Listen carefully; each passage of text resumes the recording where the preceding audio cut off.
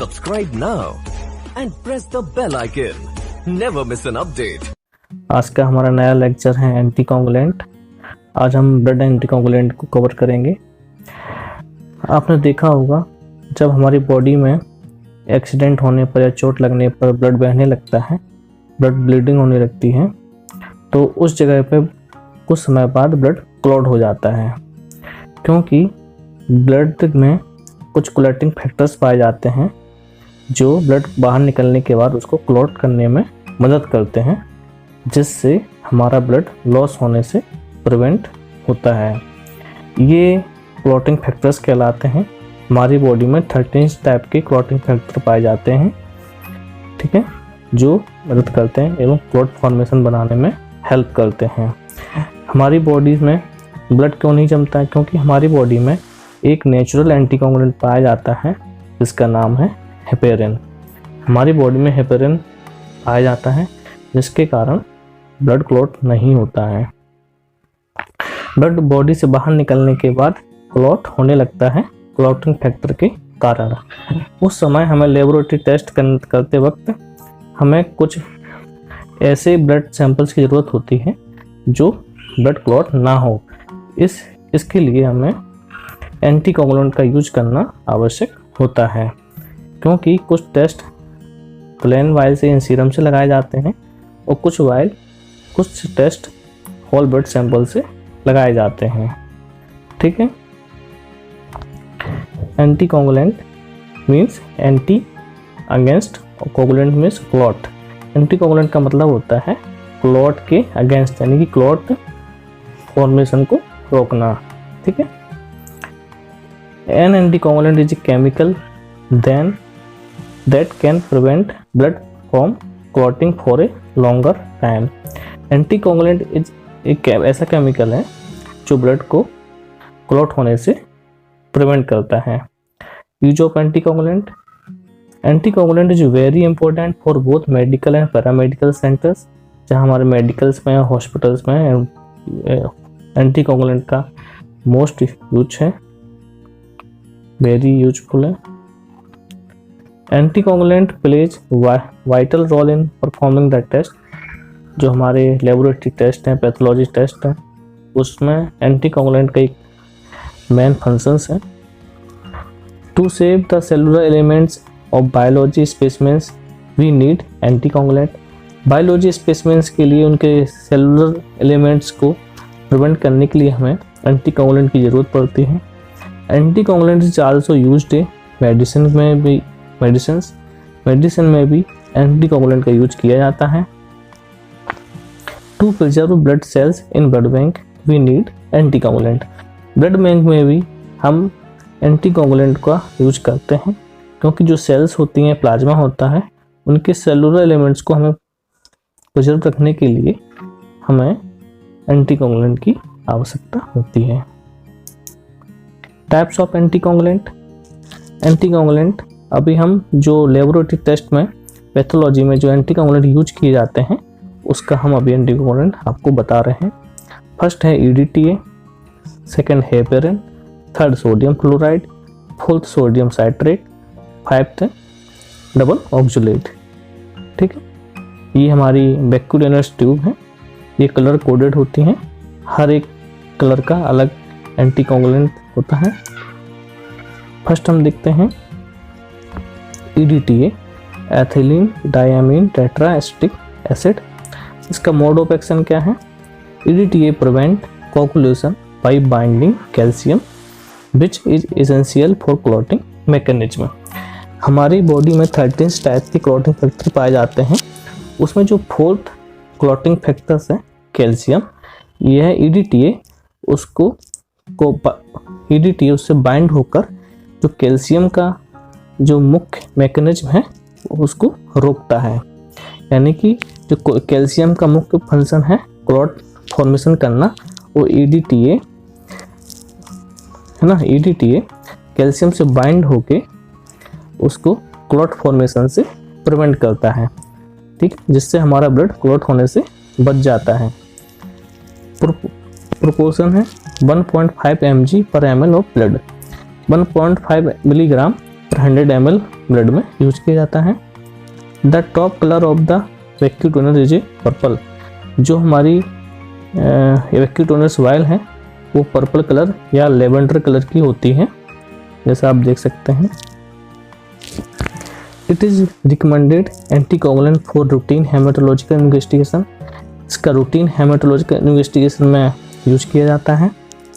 Die sodium and di potassium salts of EDTA are commonly used. EDTA के अंतर्गत di sodium and di potassium salts का use किया जाता है। Di potassium salts is preferred because it is more soluble compare to di sodium salts. Di potassium salts का मुख्य रूप से प्रेफर किया जाता है against to di sodium salts के, ठीक है।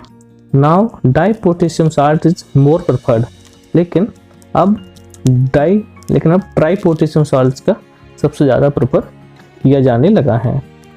Uses it is for estimation of HB, haemoglobin estimation, haematocrit, complete blood count, CBC test, making blood film, smear बनाने के लिए, ब्लड फिल्म स्मेयर के लिए, मलेरिया देखना है कोई भी blood film smear, sickling test, reticulocyte count, HbA1c test, haemoglobin electrophoresis के लिए हम एंटीकोगुलेंट EDTA का यूज करते हैं।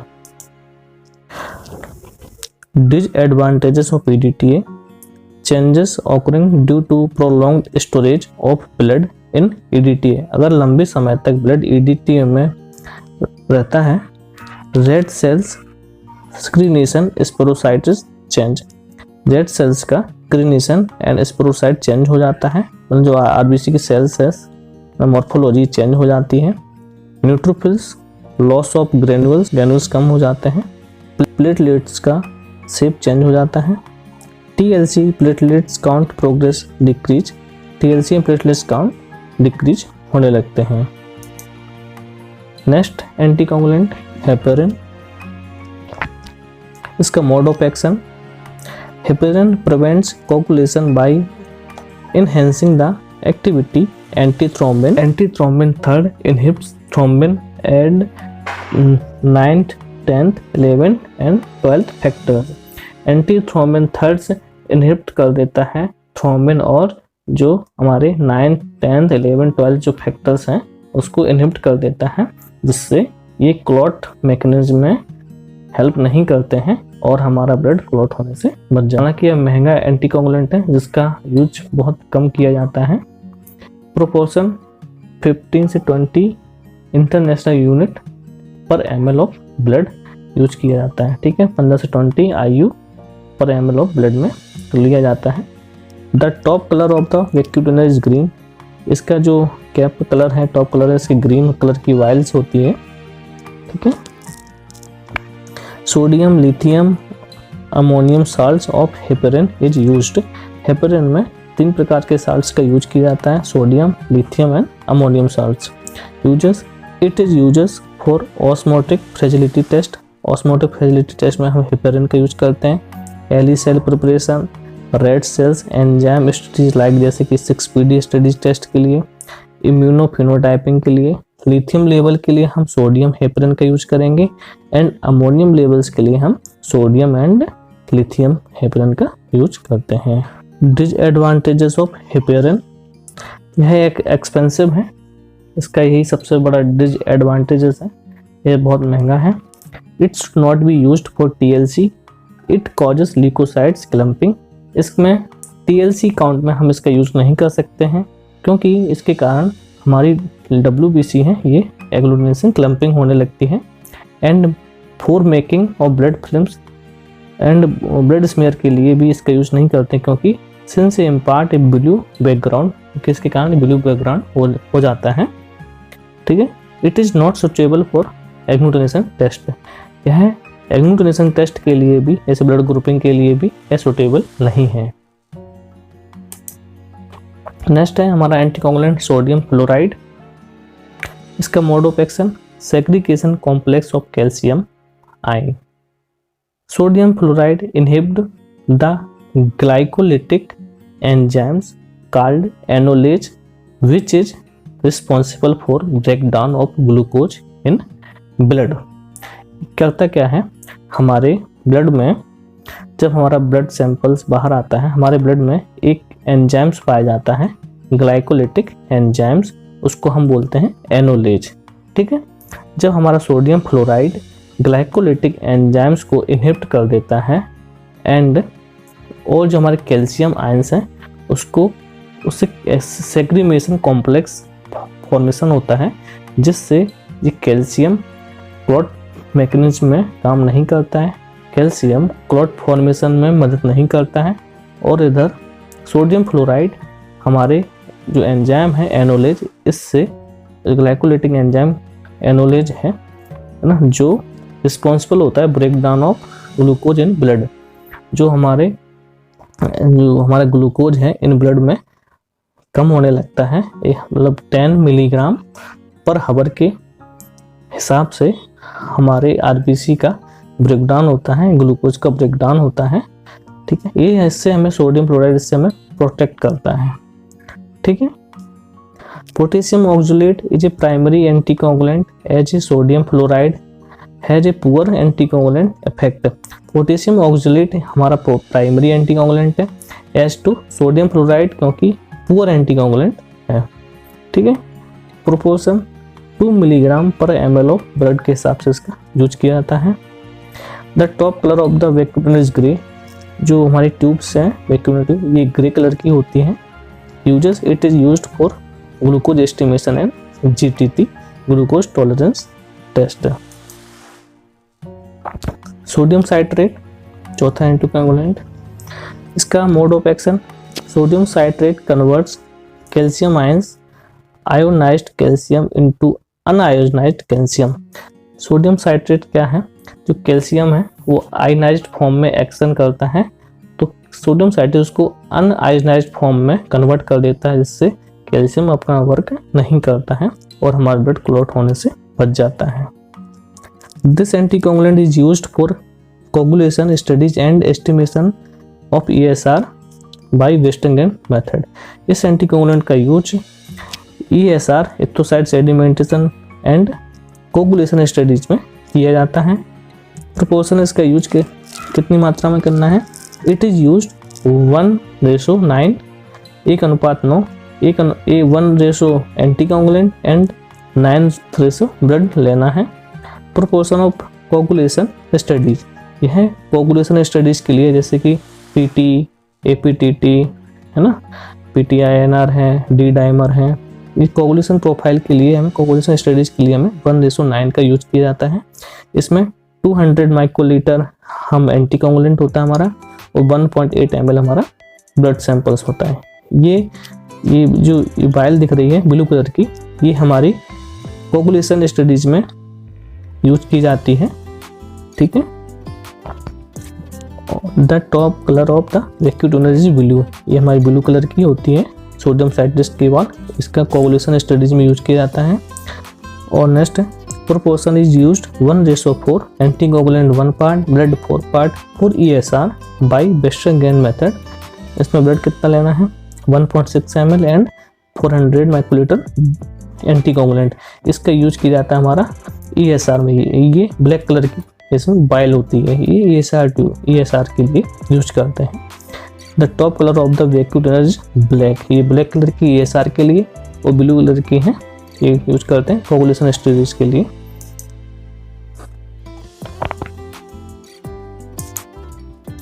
Disadvantages of sodium citrate, it does not prevent the cell morphology, इससे हमारे सेल्स जो मॉर्फोलॉजी है ये प्रिवेंट नहीं होती है। It can not be used for complete blood count, इसका यूज हम CBC काउंट पर नहीं कर सकते हैं।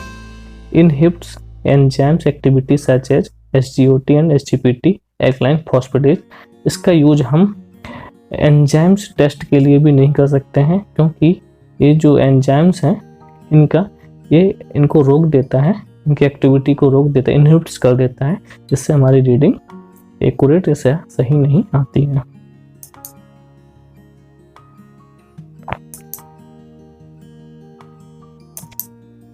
नेक्स्ट हमारा एंटीकोगुलेंट है डबल ऑक्सलेट, इसका मोड ऑफ एक्शन है prevent coagulation by precipitate calcium, ठीक है, यानी कि ये जो हमारा फोर्थ क्लॉटिंग फैक्टर है कैल्शियम है, इसको प्रेसिपिटेट करके इनहिबिट कर देता है, जिससे हमारा ब्लड क्लॉट होने से प्रिवेंट होता है। प्रोपोर्शन 2 मिलीग्राम पर ml ऑफ ब्लड के हिसाब से यूज किया जाता है। 1 ml ब्लड में 2 मिलीग्राम डबल ऑक्जुलेट रहता है। डबल ऑक्जुलेट के मतलब से है, फर्स्ट होता है इसमें अमोनियम ऑक्जुलेट, सेकंड होता है पोटेशियम ऑक्जुलेट, ठीक है। This consist of potassium oxalate and ammonium oxalate in 3:2 proportion. ये 3:2 के रेशो में कंबाइंड रहते हैं 2 एंटीकोगुलेंट, ठीक है। This combining is used to balance the swell of red cells and caused by ammonium oxalate and the shrinkage caused by potassium oxalate। अगर, क्योंकि इसका कॉम्बिनेशन क्यों ज़रूरी है, अगर हम अमोनियम ऑक्जुलेट का यूज करेंगे तो इससे हमारी आरबीसी का स्वेल होगी, अगर हम पोटेशियम ऑक्जुलेट का यूज करेंगे तो हमारी आरबीसी श्रिंकेज होगी, ठीक है। हालांकि आजकल इसका यूज नहीं किया जाता, लेकिन पढ़ना ज़रूरी है, एग्जाम में सब लिखना पड़ता है। इसका अनुपात 3 पार्ट अमोनियम ऑक्जुलेट लेते हैं एंड 2 पार्ट पोटेशियम ऑक्जुलेट यूज करते हैं। यूजेस क्या है, ESR एंड हेमेटोक्रिट में इसका यूज किया जाता है। इसका डिसएडवांटेजेस क्या है, morphology is not well preserved, किसके जो सेल्स के आरबीसी सेल्स हैं, सेल्स की मॉर्फोलॉजी प्रिजर्व नहीं करते हैं। Disadvantages of double oxalate, morphology is not well preserved, morphology हम preserved करके नहीं रख सकते हैं। It is not suitable for blood smear studies, blood smear studies के लिए भी यह suitable नहीं होता है। एक होता है इसमें प्लेन ट्यूब बोलते हैं, जैसे इसमें हमें किसी भी एंटीकोगुलेंट का यूज नहीं करना होता है, क्योंकि हमें सीरम की आवश्यकता पड़ती है। कुछ टेस्ट ऐसे होते हैं जैसे बायोकेमिस्ट्री टेस्ट हैं, मोस्टली हमें सीरम की आवश्यकता पड़ती है। इसके लिए हम एक ट्यूब होती है, इसको हम बोलते हैं SST ट्यूब, ठीक है। इसमें बोलते हैं this tube is also called SST tube, यानी कि सीरम सेपरेटिंग ट्यूब, ठीक है। इसमें एजेंट्स क्या क्या होते हैं, इसमें होता है सिलिका पार्टिकल्स होता है। This silica particles works to activate clotting of blood. जैसे ही ब्लड हमारा इस ट्यूब में जाता है तो सिलिका पार्टिकल्स होते हैं वो ब्लड क्लॉट होने में मदद करते हैं, ठीक है। और नेक्स्ट है serum separator. In SST tube contain inert polymer gel. इस ट्यूब में एक जेल्स होती है, इसको हम पॉलीमर जेल बोलते हैं, which is separate blood cells and serum. जो हम इसमें ब्लड सैंपल्स लेने के बाद हम जब सेंट्रीफ्यूज करेंगे तो हमें सीरम अच्छे से ऑब्टेन होगा, ठीक है, और सेल्स भी अच्छे से ऑब्टेन होते हैं। This the top colour of the vacuum tuner is yellow. इसका जो कलर है वो येलो कलर होता है। Uses chemistry, biochemistry, immunology, serology for urea, electrolytes, C reactive protein, liver kidney, liver function, kidney ना, सारे बायोकेमिस्ट्री टेस्ट में हम इसका यूज करते हैं। जब हम प्लाज्मा की ज़रूरत पड़ती है तो हमें एंटीकोगुलेंट ऐड करना पड़ता है, और जब हम सीरम की आवश्यकता पड़ती है तो हमें क्लॉटेड सैंपल्स या विदाउट एंटीकोगुलेंट यूज करना होता है।